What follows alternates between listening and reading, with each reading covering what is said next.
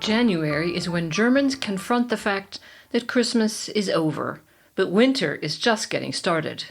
They console themselves by celebrating carnival, which involves consuming large quantities of a pastry called Krapfen to prepare for a period of fasting for Lent. True, hardly anybody fasts anymore, but no matter, Krapfen are delicious. Not only are these pastries popular, but their numbers keep growing and more varieties are created every year. Welcome to Expat Chatter. This is Brenda Arnold.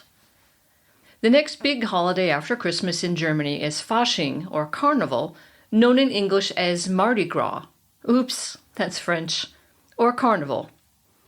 In the US, this is confined to New Orleans, but in Germany, this holiday is celebrated throughout the country. An integral part of this tradition, which leads up to Lent and the associated period of fasting, is Krapfen, a popular pastry. They usually appear en masse in bakeries and grocery stores beginning in January. But standing at the counter in my local bakery in December, inspecting the day's assortment of cake, I spotted an unusual sight. Krapfen. Here were the filled pastries that signal the beginning of Carnival. In December, something was amiss. These aren't supposed to be sold until after Christmas. Not until the cold month of January do festivities get rolling. Commercial inflation, I figured, just as when stores in the US broke a long-standing taboo by kicking off the sale of Christmas decorations before Thanksgiving.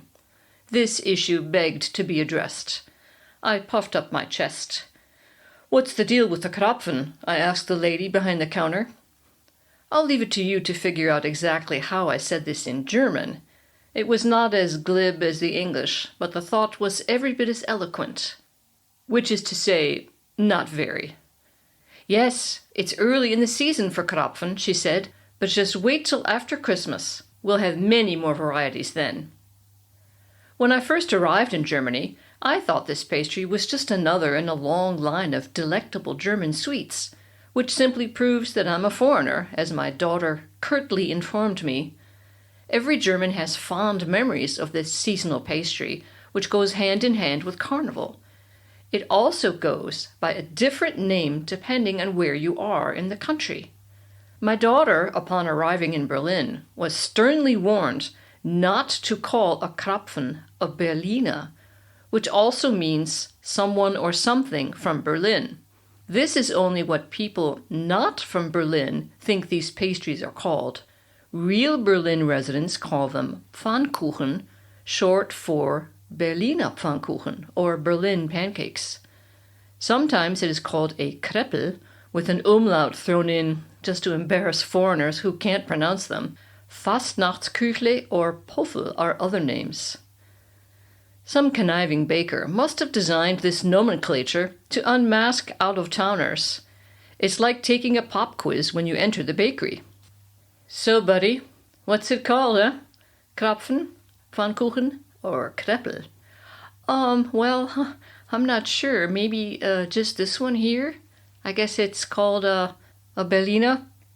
Beep! A stranger. Busted. The Krapfen could possibly be the only pastry that ever got involved in politics. At the height of the Cold War, President Kennedy visited then-divided Berlin, a scant 2 years after East Germany built the Berlin Wall.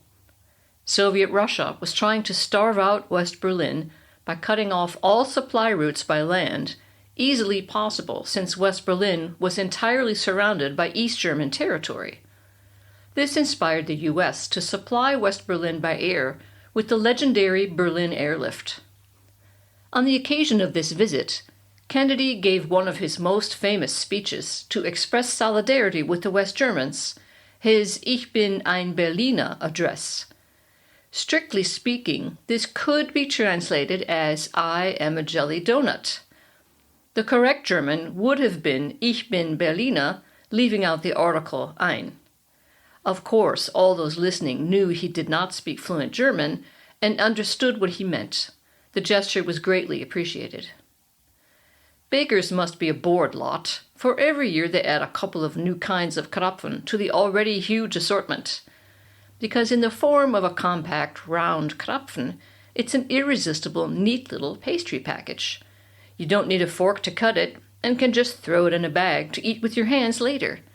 Fast food cake. My favorite Munich bakery, Richard, has 12 different kinds of Krapfen on its website.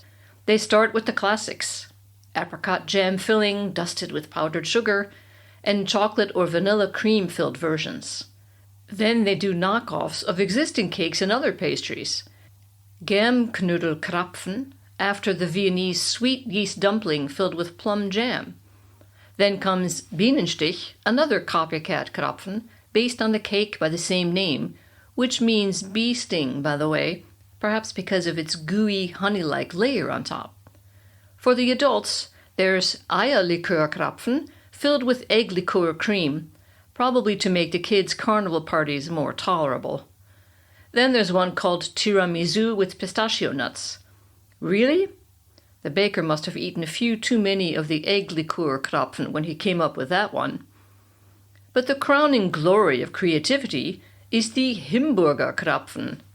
It must have been very late at night when the baker was bone-tired and was suddenly inspired, since the name of this Krapfen is a pun. Himbeer means raspberry, and Hamburger means, well, hamburger. Himburger is not a real word, but is instantly understood to be a kind of raspberry hamburger, which is exactly what it is. As long as creativity is being asked for, I'd like to make a few suggestions myself. After all, I'm from America, the land of marketing, and that's what we do best. How about Stollenkrapfen, or brownie or apple-flavored Krapfen? And why stop at egg liqueur Krapfen? We could have rum and vodka Krapfen. And come on, Bavaria, home of the Oktoberfest. How about beer Krapfen? I think Willy Wonka was also onto something with his 3-course meal gum. Why not make a multi-flavored Krapfen? A combination of roast beef, mashed potatoes, and chocolate pudding. Sounds delicious, doesn't it? It was recently discovered that half of Bavarians are overweight. With this cornucopia of Krapfen, on top of all the other cakes, it's a wonder that we're not all fat. Good thing we can burn off some of the calories by standing in the freezing cold for hours during Fasching. Thanks for listening, and if you enjoyed my podcast, please forward it to a friend. Thank you, and see you next time.